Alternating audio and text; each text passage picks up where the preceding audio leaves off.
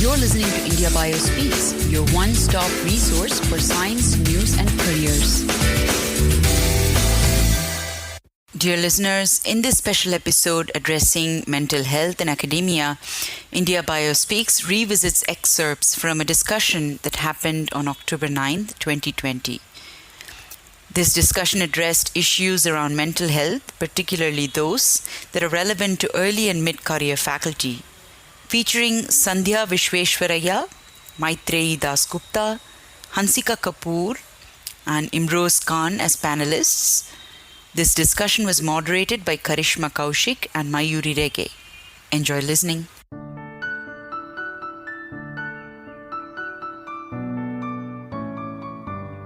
Another big issue with early career faculty and their mental health, which is research funding. So I think I will, of course, target this to Imroze, ask this to Imroze. Not that you had any problems with this, not that I know of any background. How have you navigated this space? How much do you look into these administrative, issues? Funding is critical. I mean, we can't go anywhere without that. But how much time do you spend? How much energy do you spend? How much do you just say, it'll take care of itself? I don't need to micromanage that. Absolutely. I think this is a very, very pertinent question. I think this is something, we all come to, whenever we start our new career, there's already an unsaid mandate that, there has to be, you have to get your things funded very well as soon as possible. So this is a necessity. And I don't think everybody has a very, very nice experience when, go through this, because pressures could be from many ways. Not everybody can handle that well. And in this section, I really want to highlight the fact that having a good mentor sometimes could be really helpful. Somebody who can tell you that, it's fine to fail once, or it's fine to, relax. So those words sometimes really help. But of course, ultimately, the funding has to be acquired. So in my case, I did invest a lot of time to, figure out what are the funding bodies I want to apply for, at least to, strategic planning. And it is all the more important for me because since I'm in a university, I have more or less my responsibility also is teaching, in research, and also administration. So in a way, it's very difficult at times if I don't have a plan properly. And without planning, it's going to be very difficult to manage 3 different funds. Absolutely.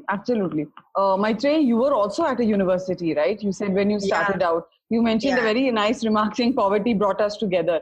So university funding, acquiring is one issue, but spending the money, getting the paperwork done. How did you keep yourself sane through all of that? I'm sorry for my blunt question. Yeah, I know. Looking back, my first grant was 5 lakhs. Second one was 10 lakhs. I think for 3 or 4 grants, it was like 5 lakhs, 10 lakhs. At the same time, spending those 5 lakhs or 10 lakhs was like an exercise. I learned how to order, how to bill. But at the time I used to do, like a kind of purification, doing assay, but not a biological problem, a big issue to address. I was setting up my lab with small, 2 or 3 students, So as to manage like that, but at the same time, I was thinking very big. All the failures were from my big setups and things were not working. Those for 5-6 years, nothing worked in that direction. It worked when it was small things, small labs, small funding and everything. The biggest grant that I got was, at the early times was 33 lakhs. You people can't even relate to such amount of money, I know. So, and that too, even if we give you the money, would you be able to spend it in a state university? So you imagine the hardship that we go through when in the state university. But still, you have to be sane. You have to plan in such a way so that if things were going in a negative, it's not working, you have to be busy doing. You have to have a good switch, between doing a creative thing and being frustrated out of these administrative things. This I could. So in the daytime, when I used to be frustrated by, some administrative issue, at 5 o'clock, shut everything off. For 3 hours, 4 hours, just do science. Because if you keep these two get mingled, then you won't be able to work.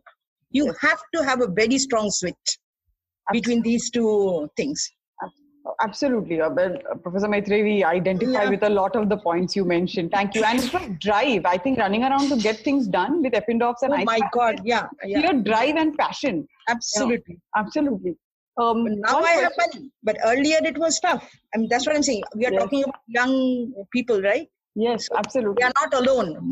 My point is nobody is alone. Everybody went through this. Hansika, one question for you here, and just if we have some minutes left, is I feel guilty involving my research students in administrative work related to funding. But I also know that the amount of paperwork needed to spend money in our system is so much that I can't do it alone. I mean, I don't know what would happen to me. Like, I wouldn't be able to get out of bed. So where do we draw the line between our guilt saying, oh, they've not come here to process bills, but we need to do this to get the stuff? How do we manage our conflicting emotions when it comes to this?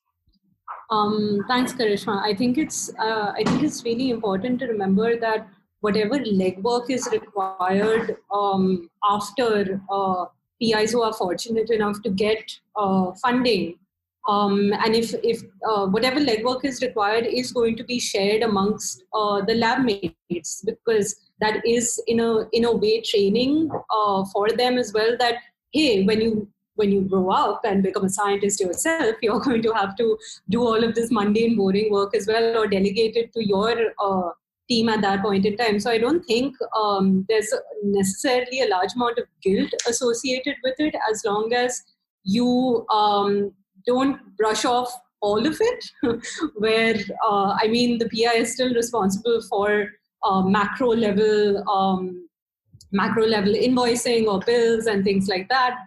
Whereas if there are smaller tasks that can be delegated, I think that can be done, because you can not turn it around. That sounds manipulative, but you can explain it to your lab mate, to your students, as this is what we do. You know, all of those memes that say what scientists actually do and what people think scientists do and what we really do. We're really just sitting and filling out bill forms. I mean, sometimes, yes, it comes down to that. Exactly.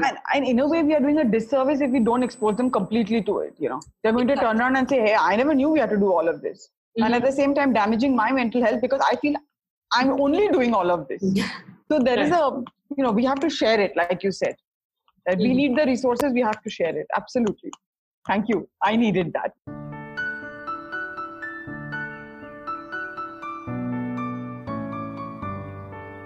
Finally, I guess we'll come to organizational culture and how that really affects mental health for early and mid-career. So there's several points here. First is, of course, harassment and exploitation, often by seniors at your institution, and there's no recourse for redressal often.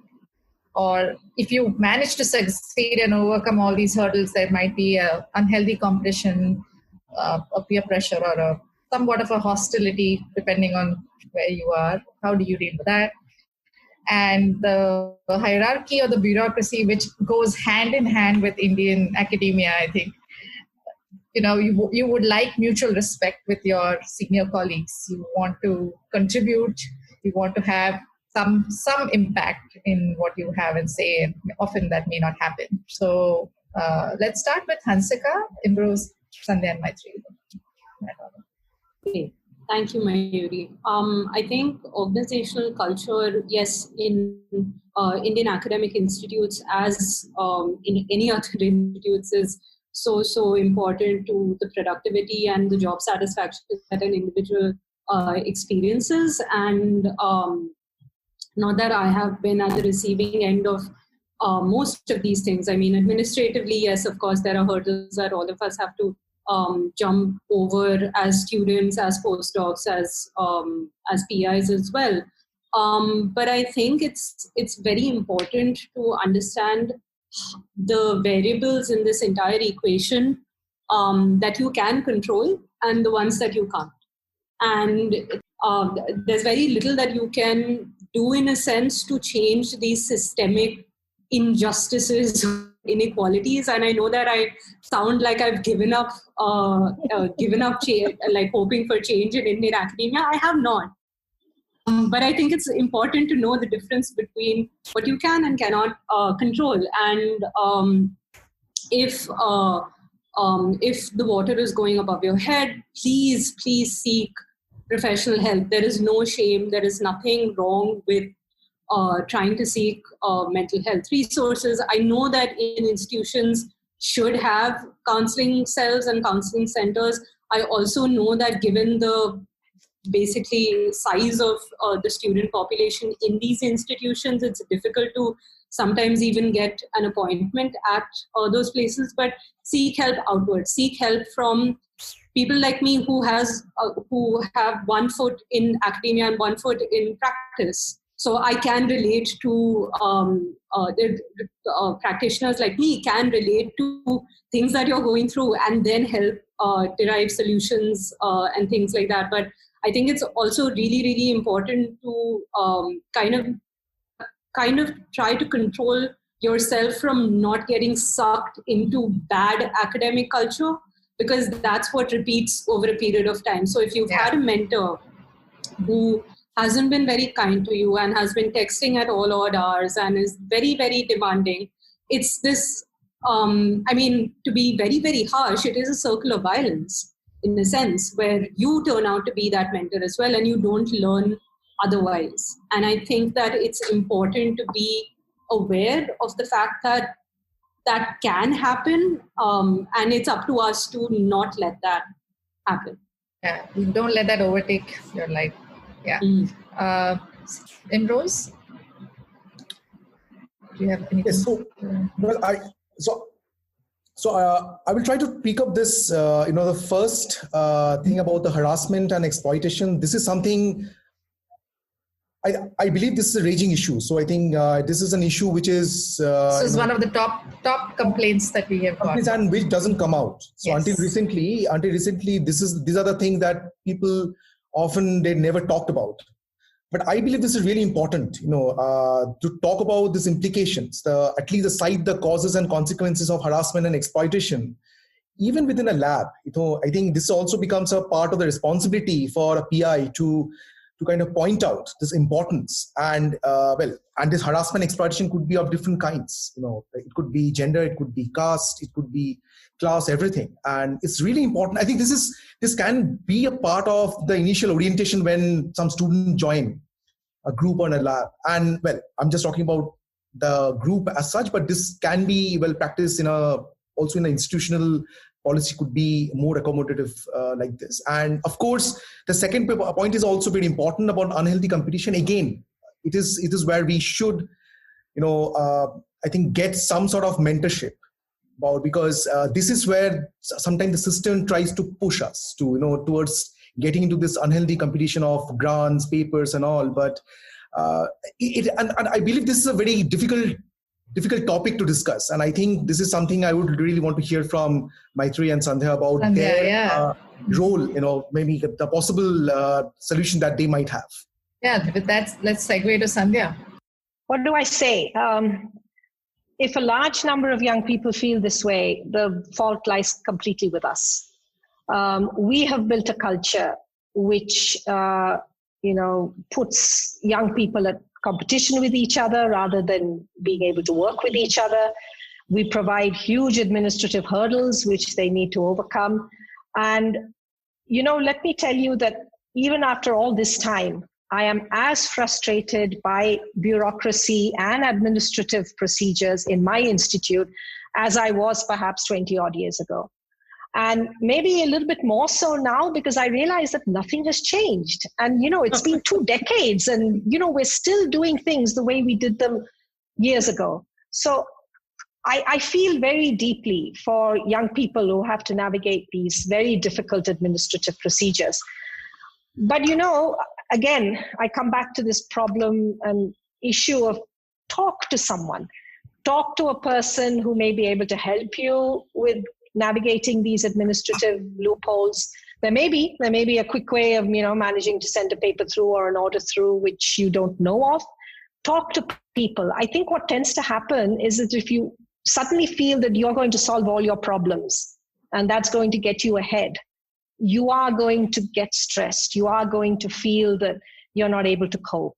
And this business of unhealthy competition, again, I blame my generation completely. We should not be doing this to our young colleagues. We should not be telling them that your aim is to get this grant or this award or that award. We should not be doing that. We should let them enjoy their science and tell them that if they do good science, everything else will follow naturally. And most importantly, while you're doing that good science, you will be happy. It is this undue pressure that we put on our younger colleagues, which again, can only be overcome by having a good senior mentor who perhaps tells you, come on, it's okay. Never mind if so-and-so said it. You can still manage without having to worry about it. All of these things in organizational culture, all the points that you mentioned, if you think about them, they depress you terribly. And so let's move on. I think part of the problem I don't here think there's a solution. I think I was just trying to get at how can somebody deal with it, and you already answered that. Try to talk to somebody, try and find a senior mentor who might have already found the answers to some of these questions. Maitrayee, do you have anything to add here? Yeah, mostly said by Sandhya that the system is wrong. The system is wrong. We have faulted our youngsters. And personally, I want to add something.